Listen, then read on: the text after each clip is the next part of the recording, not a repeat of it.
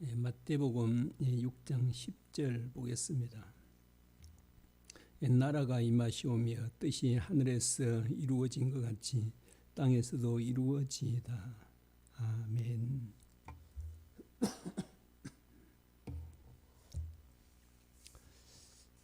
신앙생활에서 아마 가장 중요한 게 있다면 하나님과 올바른 관계를 갖는 것입니다.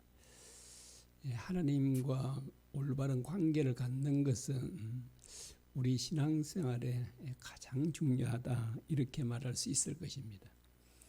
주님께서는 이 주기도문을 통해서 하나님과 우리의 관계에 대해서 말씀해 주셨습니다. 하나님과 우리는 어떤 관계라고 말씀하죠? 부자 관계라고 합니다. 하나님은 아버지가 되시고 우리는 그분의 자녀가 된다라고 말합니다. 아버지가 해야 될 일, 부모가 해야 될 일은 크게 우리 두 가지로 나눌 수 있습니다. 하나는 보호해 주는 것, 보호자가 되는 것. 또 다른 하나는 공급자가 되는 것입니다. 여러분, 우리가 세상의 부모들도 그러잖아요. 만일 아이들이 1살, 2살짜리는 홀로 살아갈 수 있을까요? 그들은 다 죽고 살 수 없을 것입니다. 그런데 이제 부모들이요, 그 아이들을 보살펴주고 보호해주고 그리고 그들에게 필요한 모든 것들을 부모님들이 공급해 줍니다. 그런데 이제 세상의 부모들은 완전하지 않습니다.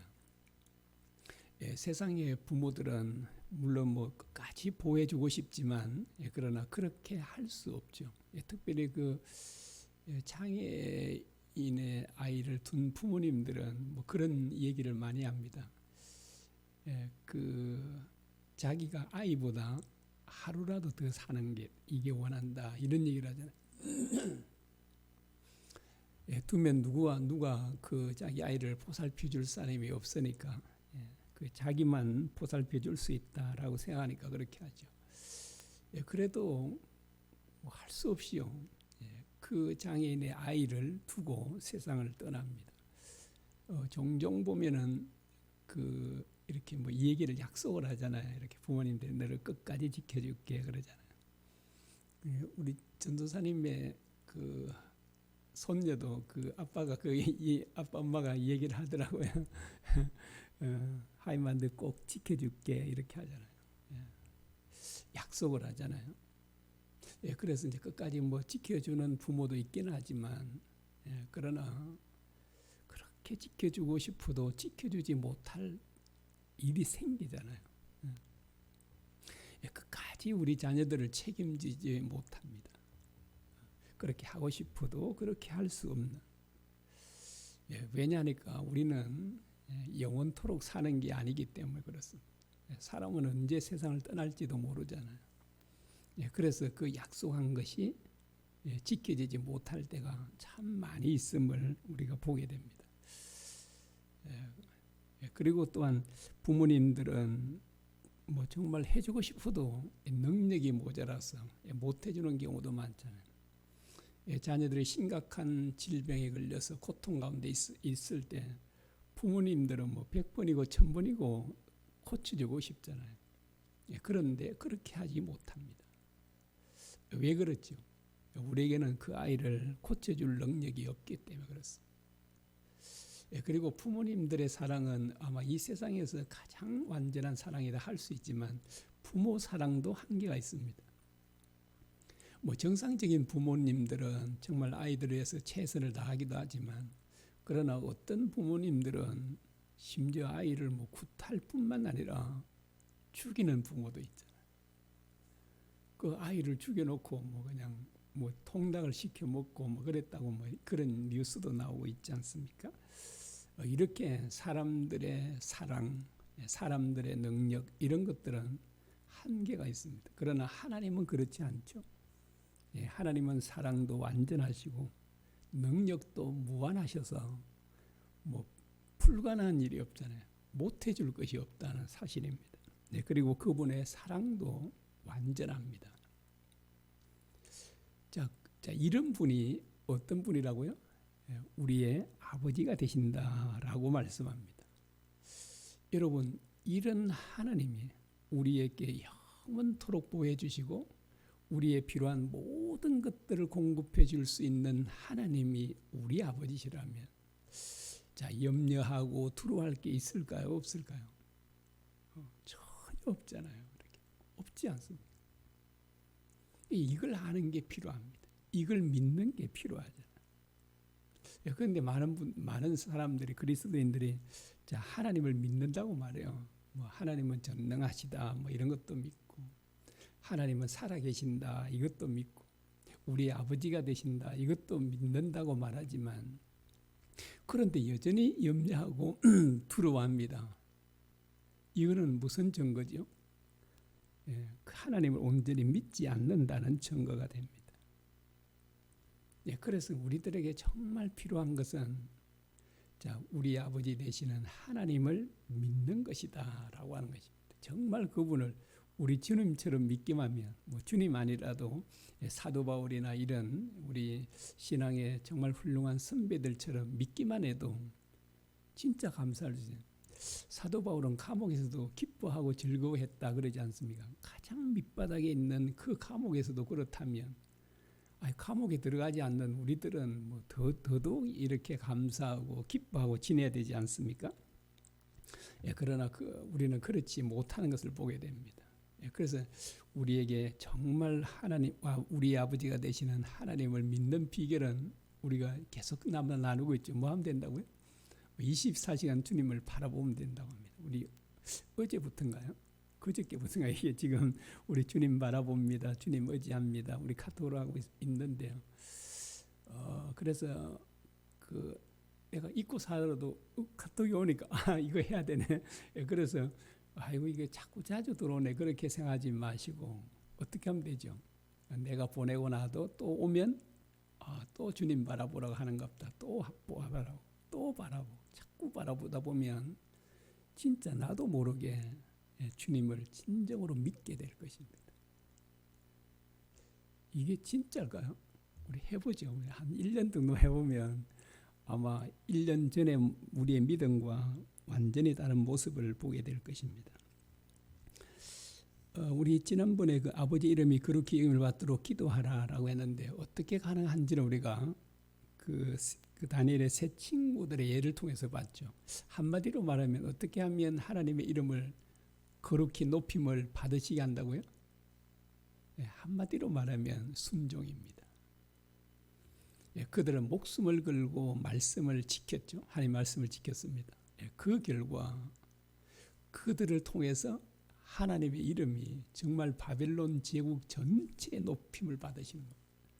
여러분, 그 당시 그 전 세계를 지배하다시피 했으니까 바벨론 제국만 그렇지 않을 겁니다. 아마 그 소문은 주변의 많은 나라들에게도 전파되지 않았겠습니까?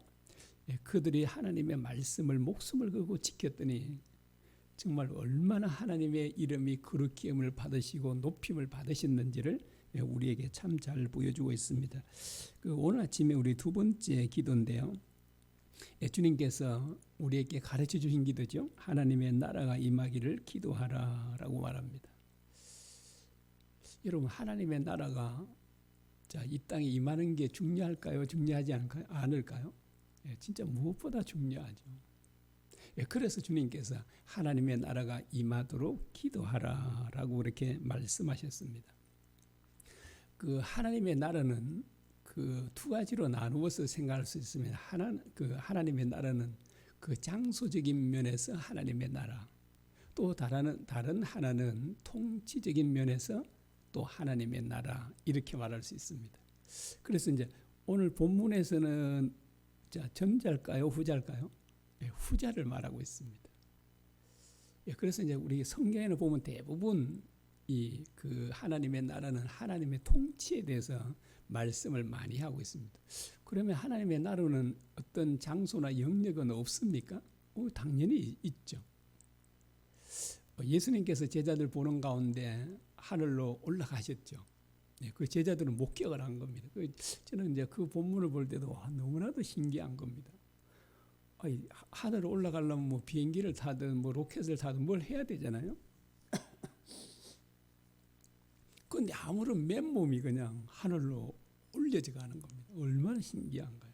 그걸 보았다는 것이잖아요.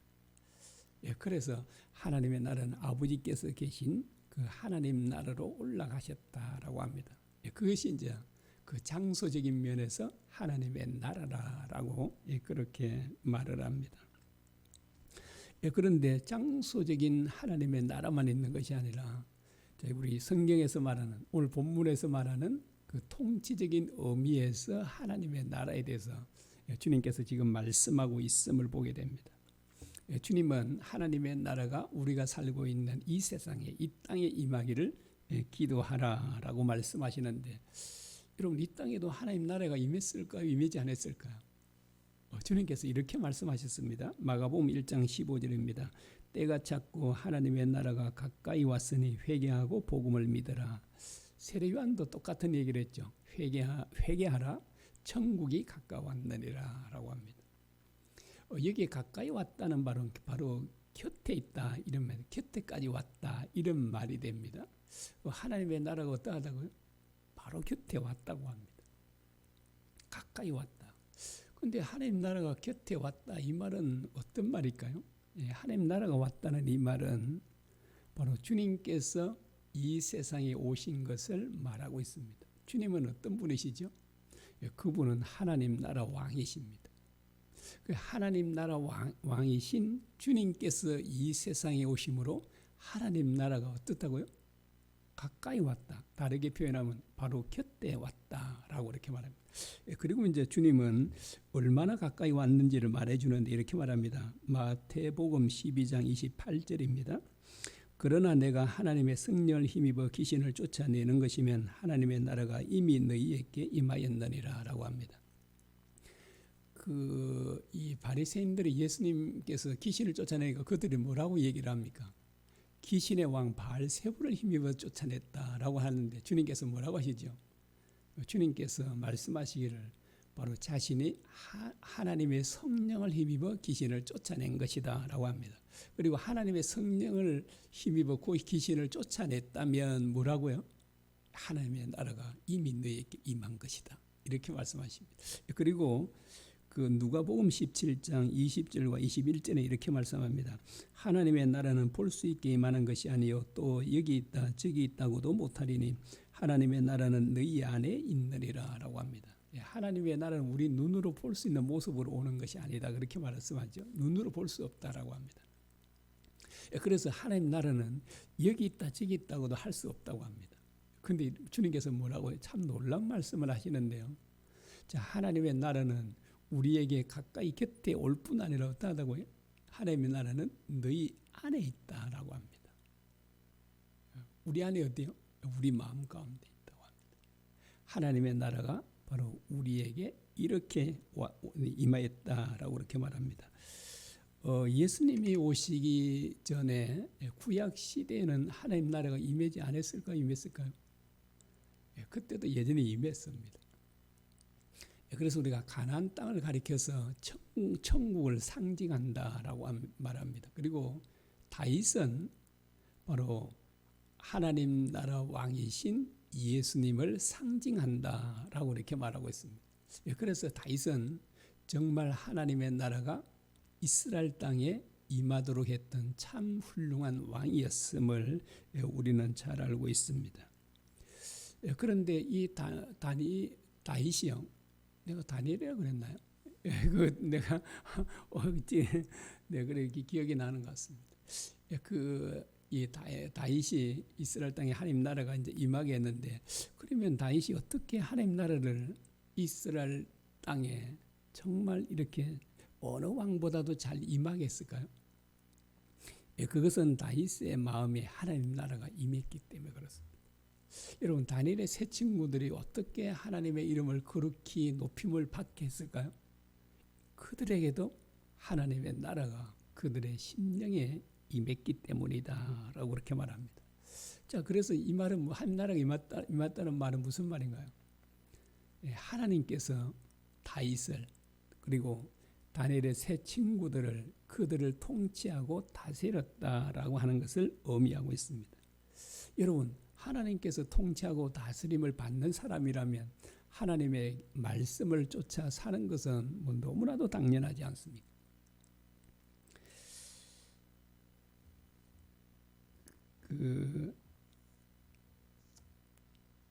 주님께서 그 하나님 나라가 이 땅에 임하기를 기도했습니다. 자, 주님께서 하나님 나라가 이 땅에 임하기를 기도했는데, 여러분, 하나님 나라가 어디에 가장 먼저 임해야 될까요? 조금 전에 제가 말씀드린 것처럼 하나님의 나라는 우리의 심령입니다. 마음이에요. 가장 먼저 하나님 나라가 임해야 될 곳은 우리 마음입니다. 그리고 이제 우리 마음이 임하고, 그러면 우리 가정에도 임해야 되고요. 우리 교회도 임해야 되고, 그리고 우리 한국 땅에도, 북한 땅에도 하나님 나라가 임해야 되는 거죠. 그런데 가장 먼저 임해야 될 곳은 바로 우리 자신들의 마음입니다. 이 마음에 하나님의 나라가 임해야 되는 것입니다. 자, 주님께서 왜 하나님 나라가 우리에게 임하기를 기도하셨을까요? 하나님 나라는 천국 아닙니까? 그리고 하나님의 나라는 하나님께서 다스리는 곳, 하나님께서 다스리는 곳을 가리켜서 뭐 천국이다, 하나님의 나라다라고 말씀하십니다. 여러분, 하나님의 나라가 천국에 왜 우리 마음에 임해야 될까요? 그 하나님께서 다스리는 나라가 되어야 하기 때문입니다. 여러분, 하나님께서 다스리는 천국은 어떤 곳인가요? 천국은 하나님 다스리시는 천국에는 모든 생명이 살아납니다. 놀랍잖아요. 하나님 나라가 임하는 곳이면, 하나님께서 통치하시고 다스리는 곳이 되면 놀라운 생명의 역사가 일어나는 겁니다. 그리고 하나님께서 통치하고 다스리는 하나님의 나라의 천국에는요, 정말 사랑과 평화가 충만합니다. 여러분, 사랑이 충만하면 당연히 기쁘고 즐겁잖아요. 사랑이 있는 곳에는 진짜 기쁨이 충만합니다. 하나님의 나라에는 정말 기쁨이 넘쳐나는 것, 즐거움이 넘쳐나는 것입니다. 그리고 거기에는 정말 안식이 있죠. 그리고 거기는 정말 참된 만족이 있습니다. 그래서 하나님의 나라에 사는 사람들은 정말 만족한 삶을 사는 것입니다. 자, 그런 하나님의 나라, 그 천국이 우리 심령에 임해야 될까요? 안 임해야 될까요? 당연히 임해야 되잖아요. 여러분, 저 하나님의 나라, 천국이 우리 심령에 임한 사람은 어떨까요? 누구를 비방하고 비판할까요? 안 할까요? 할 수가 없는 거예요. 해치지도 않고. 왜냐하니까 내 마음속에 기쁨과 그 사랑이 넘쳐나는데 누구를 비판하고 비난하고 이럴 수가 없는 거잖아요. 누구를 판단하지 않고. 오히려 어떻게 해요? 진짜 하나님 나라가 우리 심령에 임해 있으면 우리는 정말 원수까지도 능히 사랑할 수 있게 되는 거죠. 그래서 우리에게는 정말 반드시 주님께서 기도하라고 말씀하신 대로 그 무엇보다도 하나님의 나라가 우리 심령에 이루어져서 임해서 진짜 우리 마음이 천국이 돼야 되잖아요. 이 천국이 되면 정말 우리는 진짜 모든 사람들을 품고 사랑할 수 있게 되는 것입니다. 그러면 우리 하나님 나라가 어떻게 임하게 할 수 있을까요? 우리가 계속 듣는 말씀이죠. 바로 하나님의 나라 왕이신 예수님을 우리의 참 주인으로 모시는 것입니다. 자, 그분을 모시면 뭐가 온 것이라고요? 천국이 온 것이죠. 하나님 나라 왕이신 주님이 계신 곳이 하나님 나라가 되잖아요. 저 메마른 광야가 있습니다. 거기에 우리 주님이 계십니다. 그럼 그곳이 어떤 곳이 될까요? 그곳이 하나님 나라 천국이 되는 겁니다. 이 극단적인 예지만 만약에 우리가 하나님 나라 그러잖아요. 하나님 계신 하나님 나라. 거기에 하나님도 주님도 계시지 않는다. 너무나도 멋지게 만들어놨지만 그러면 그곳이 뭐가 돼요? 절대로 하나님 나라가 될 수 없잖아요. 예, 그래서 하나님 나라가 우리 심령에 임하면 우리는 반드시 그냥 우리의 삶이 완전히 달라지고, 그래서 원망 불평들은 다 사라지고 정말 감사와 기쁨과 즐거움이 넘쳐나게 되는 거예요. 그래서 우리가 있는 자리인 우리를 통해서 하나님 나라가 임한 사람들을 통해서 우리 가정에도 교회도 주변에도 또 더 나아가 우리나라까지도, 그래서 많은 그런 영향들이 미쳐서 하나님 나라가 임해가는 것입니다. 그래서 이 아침 우리 함께 기도했으면 합니다. 가장 먼저 하나님의 나라가 우리에게 충만히 임하게 해주십시오. 그래서 정말 우리도 주님처럼 기뻐하고 감사하며 사는 또 저희들이 되게 하시고, 정말 원수까지도 사랑할 수 있는 그런 사람이 되게 해달라고 우리 같이 함께 통성으로 기도하겠습니다.